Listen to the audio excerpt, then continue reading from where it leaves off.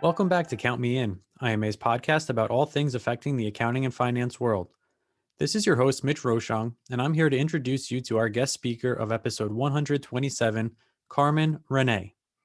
Carmen is the Vice President of Finance and Corporate Controller at Solved Health. She is a passionate leader who focuses on and emphasizes team management, multidisciplinary work groups, and coaching through obstacles. In this episode, Carmen talks about what it takes to be a leader and build teams around trust. Keep listening as we head over to their conversation now.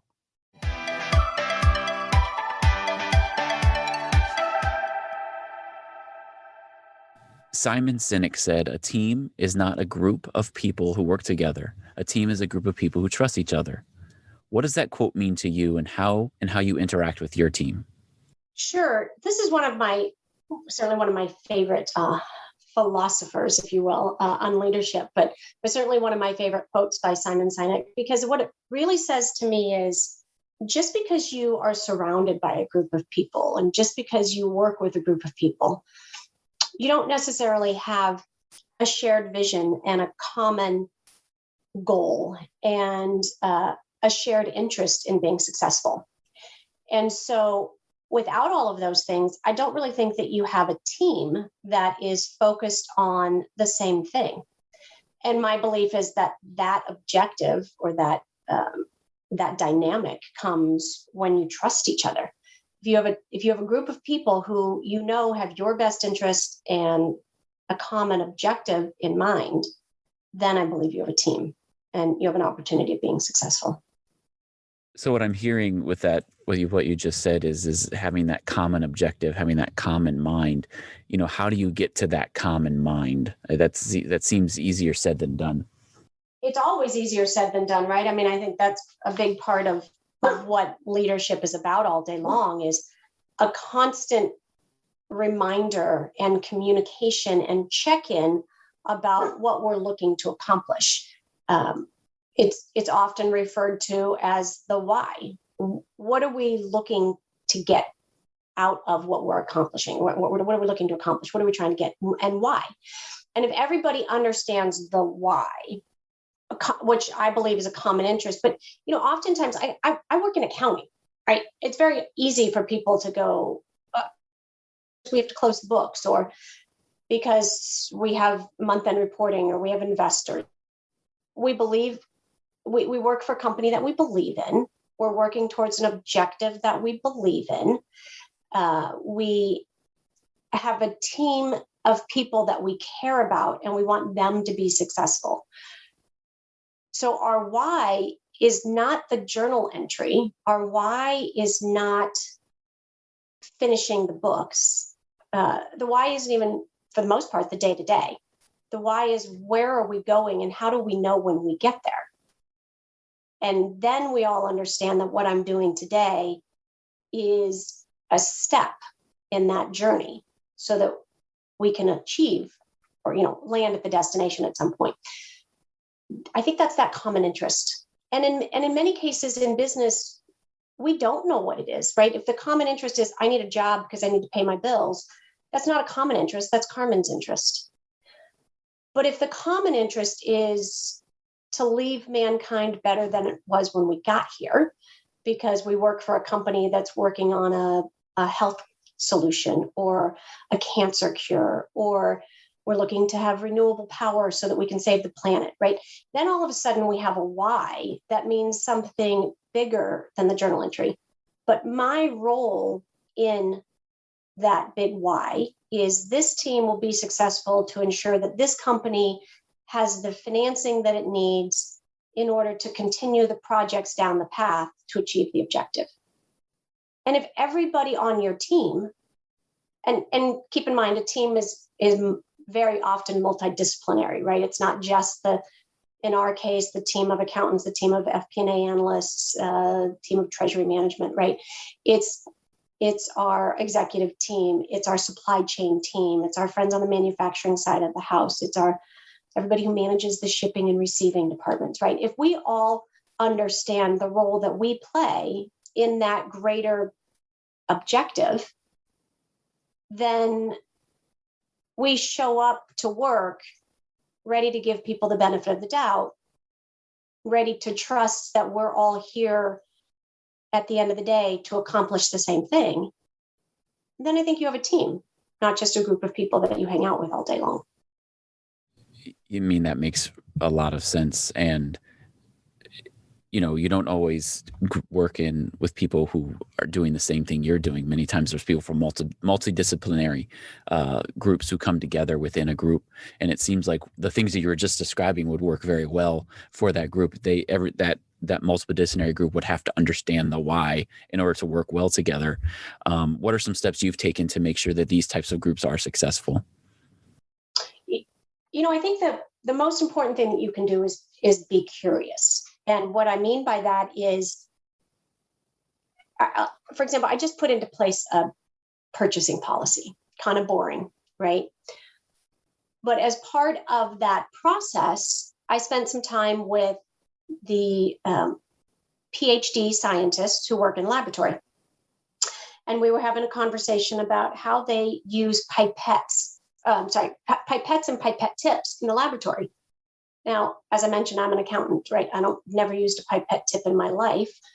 But as members of the supply chain, I've ordered them before. So I was sitting with them for a day, observing them in the laboratory about how they use pipettes and how the process in an experiment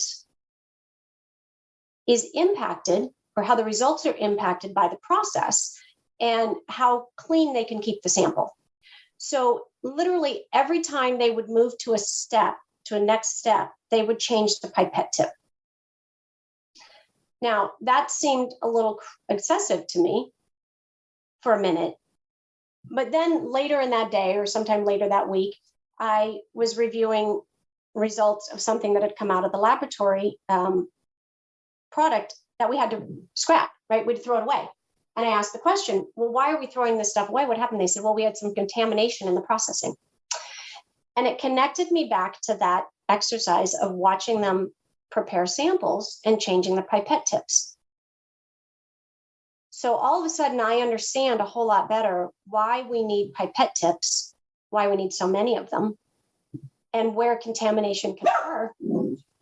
And I brought that back to the purchasing policy around, how do I set up a policy that enables them to have a blanket purchase order, right? A standing order for pipette tips, because they use them all day long, every day, all month, right? So because I have a much better understanding of the why, and this is a very small example, but I have a much better understanding of the why and how these products are used, so I can understand how I need to design a process that accommodates not just me, who happens to hate blanket purchase orders, but I can accommodate my scientist who wants to know that there's just going to be a constant stream of product being delivered to their laboratory so that their experiments aren't in any way altered or impacted. I hope that makes sense as how you can bring multidisciplinary teams together to just have a simple conversation as to why their day-to-day is impacted by my day-to-day. It's a simple conversation of being able to turn off your perspective and point of view for a moment and look at things through somebody else's shoes for a moment, and then suddenly your worldview is opened up. Absolutely. Stephen Covey was right when he said, what is it? Seek to understand. First seek to understand, then seek to be understood. And that's all I was trying to do here, is how do I understand what other people are, what their needs are. Mm-hmm. It's a very simple example. What's interesting, kind of the byproduct of that, if you will, is that PhD that I spent the day with in the laboratory so that I could understand how pipette tips got used so I could master the purchasing of them. We're buddies, right? We got to know, because we spent time together, we just got to know each other in a way that was very different. And now when I have a question about science, she's the one I call. So there's a fringe benefit, if you will, that came from that. I've got another quote that I'd like you to comment on. This one is from Shafi Qureshi. I expect my team to make mistakes and break things, thereby enabling individual development and process improvements. Sure. So I work with Shafi at Solved Health, and he's the head of our engineering and manufacturing teams. And I asked him, just tell me what leadership means to you, or how do you define yourself as a leader? And he said, I ask my team what they broke today. And so there's a little more refined quote around that. But his whole concept is around, I want to make sure as a leader that I'm creating an environment that is safe for people to make mistakes. For two reasons. One is we're all people and we make mistakes, right? And sometimes I missed a meeting mistakes, and sometimes they're, oh God, I cut the wrong line and all of the power in the neighborhood is down, right? Or somewhere in between. We make mistakes, but we almost always, if we're paying attention, we learn from those mistakes. And Shafi's idea is when you're creating laboratory equipment, you're creating processes that have never existed before, something's gonna break. It's never been done before. The question becomes, how do we fix it? And along the way, when we fix it, do we actually make it better? So he is actively looking at processes that, maybe they work. Could they work better? And the only way to know is to tear it apart. Let's see. What if we put this process before that? What if we put this step in front of that step? What if we, instead of, we did this, right? And that's what he wants his team to be thinking about. Whether they actually physically break something or not. Do they have the mindset that says, one, it's safe for me to break something, and two, I wonder what that thing could be today. And then how do I put it back together? That all kind of goes back to the building of trust, because you have to trust that it's okay that it breaks and that it will be put back together, maybe not the same exact way, but you're building that trust that we've been talking about. That's right. I'll add another one on there. One of my favorite managers of all time, Mike Tenori, when I was at Bose Corporation, during the budgeting process, he used to always say, I can handle anything except surprises. So no surprises. And I think about that from the making mistakes perspective as well. The making mistakes comes from, it's going to happen. The no surprises comes from, I want you to be trustful. I want you to feel comfortable knowing that I will deal with any mistake that comes up. Just tell me about it. I don't want to learn about it when I'm presenting to the board. I don't want to learn about it when we've gone to the street and we've missed our targets, right? I don't want to know about it when the customer calls and says this is broken. I want to know about it when you know about it and we'll fix it. And that's another way of really creating trust that says, if I have a problem, I'm going to let you know. So, knowing your why, building trust, we've been talking about this whole time. These are all elements for building a great team. How have you done that whilst hiring during a pandemic? It's a great question. I'm really curious to know how long we're asking questions about, or we're going back and saying things that, well, I learned that during the pandemic. Yeah. I think there's been tremendous learning during the pandemic. I've onboarded 3 people, 2 of whom I didn't meet in person for 6 months. One of whom I knew and I'd worked with at a different place. And so we were able to hit the ground running pretty easily. But to your question about how have I built trust, I have spent a lot of time.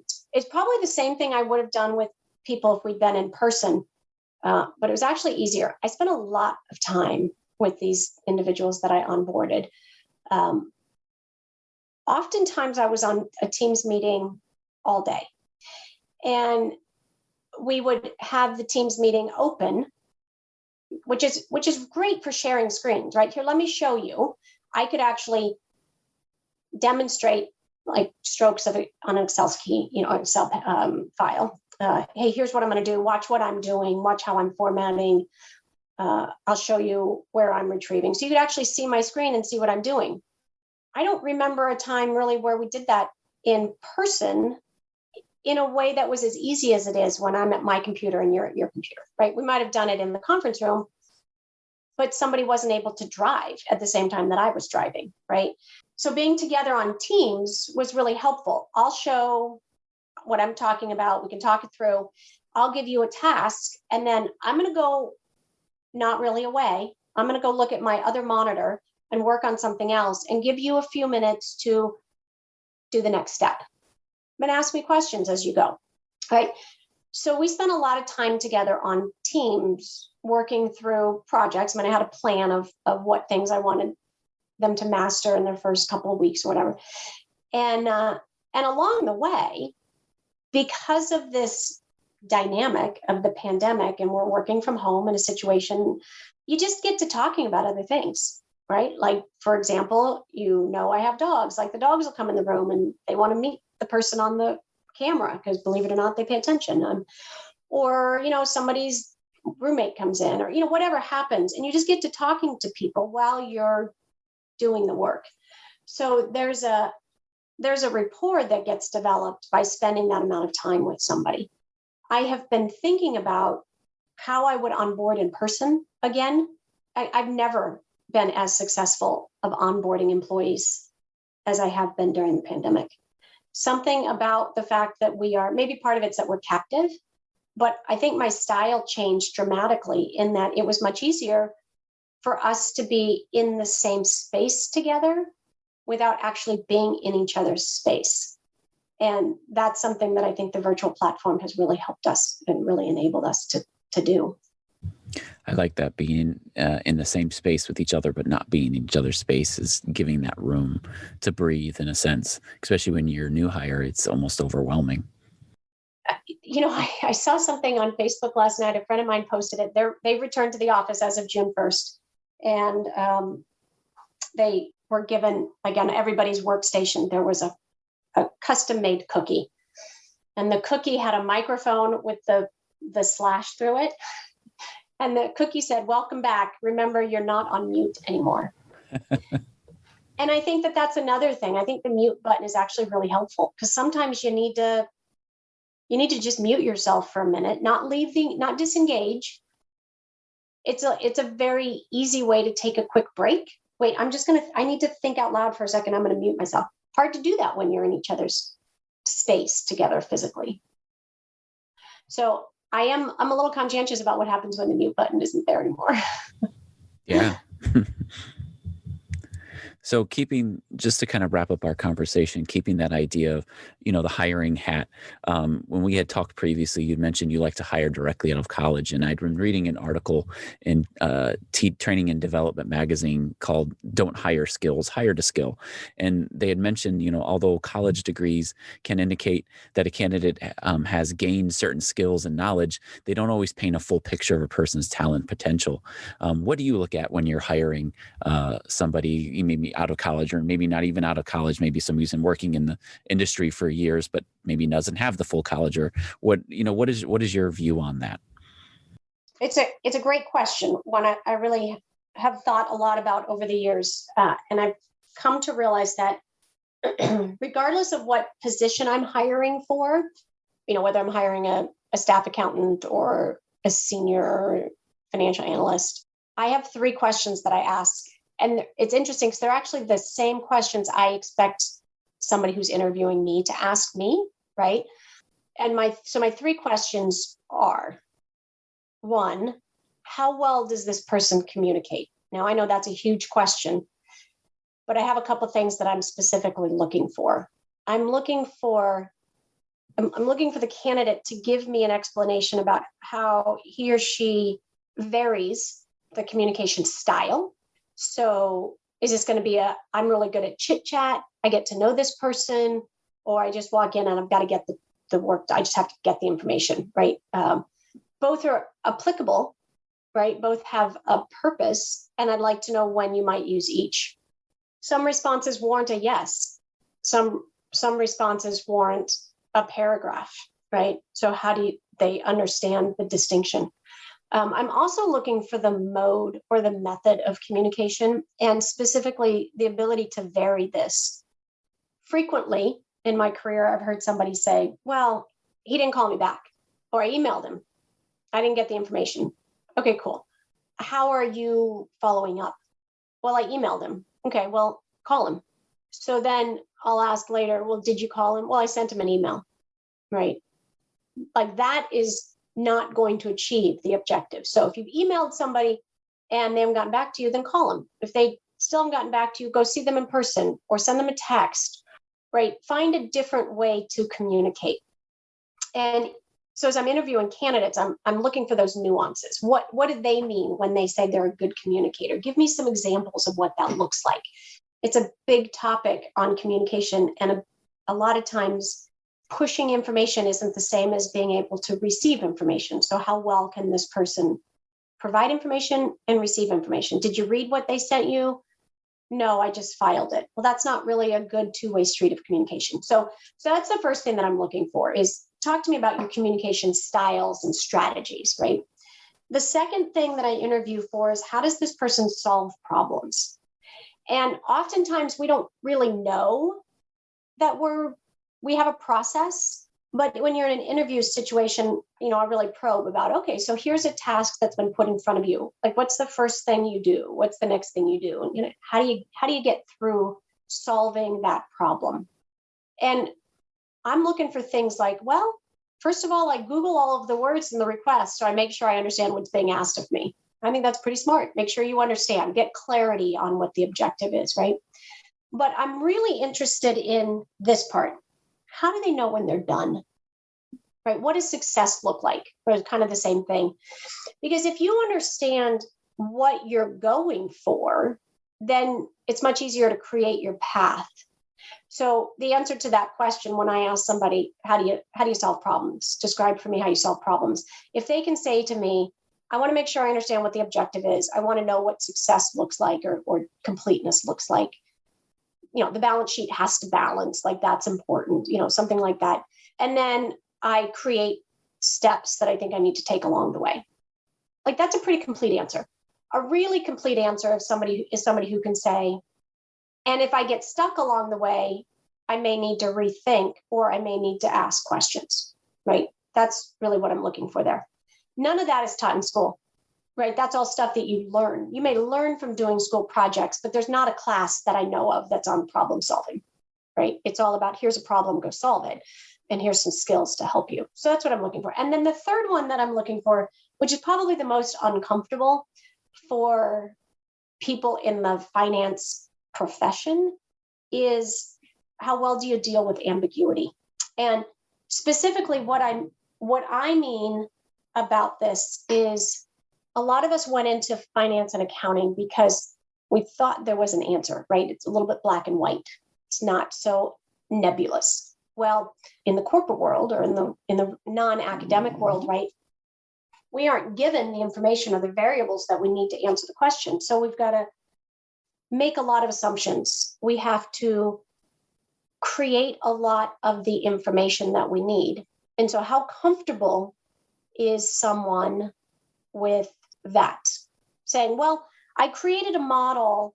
These are the assumptions that I made. So here's the answer.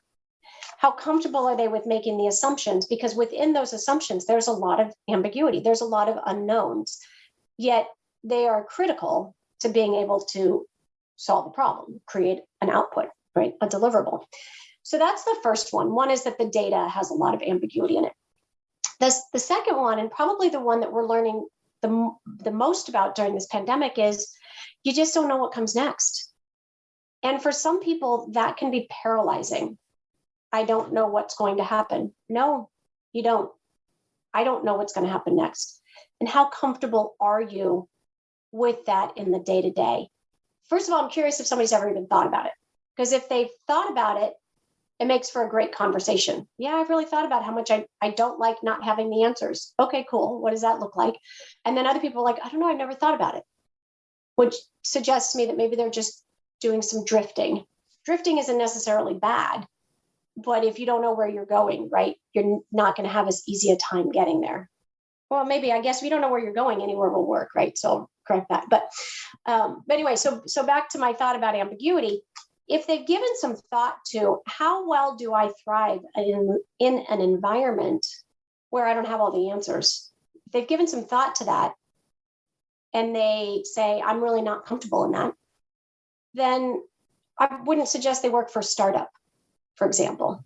I really want to know what my day-to-day is going to look like. I think there's some jobs where they might be more comfortable. Finance and accounting in a corporate setting, whether it's a public company or a pre-revenue company, the unknowns every single day are pretty great. So how comfortable would you be in this role? I think that's really what I'm looking for, right? How comfortable are they in not having all the answers? It's even not all the answers. It's how comfortable are you not having all of the data, right? Because I don't have all of the answers, and I've been doing this for a lot longer. I hope that helps kind of explain my thoughts on ambiguity. No, I think so. Being willing to admit, I don't know everything, and that's okay, but I'm willing to find the answer. And it shows a willingness to kind of step outside the box and be vulnerable. Right. And I don't know of a single CEO or board member, or probably president of the United States or any other country for that matter, who hasn't found himself or herself in a position of ambiguity, right? The question is, how much do you trust yourself and the people around you to help get some clarity such that you can take action? This has been Count Me In, IMA's podcast, providing you with the latest perspectives of thought leaders from the accounting and finance profession. If you like what you heard and you'd like to be counted in for more relevant accounting and finance education, visit IMA's website at www.imanet.org.